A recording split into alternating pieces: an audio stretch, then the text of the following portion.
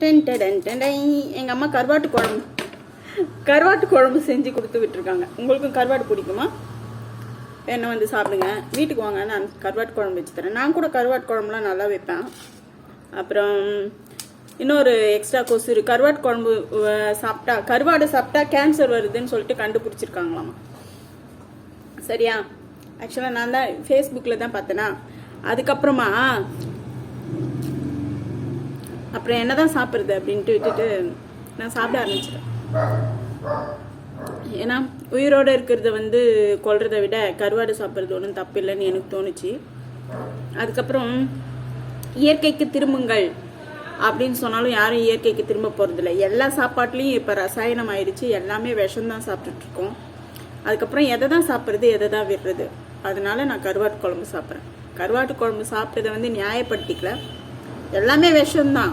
இப்போ நம்ம உடம்பே விஷம்தான். நம்ம ஆயுட்காலமே குறைஞ்சி போயிடுச்சு. இதில் எதை சாப்பிட்டா என்ன, பசி ஆறுதா, அவ்வளவுதான் விஷயம். டாடா.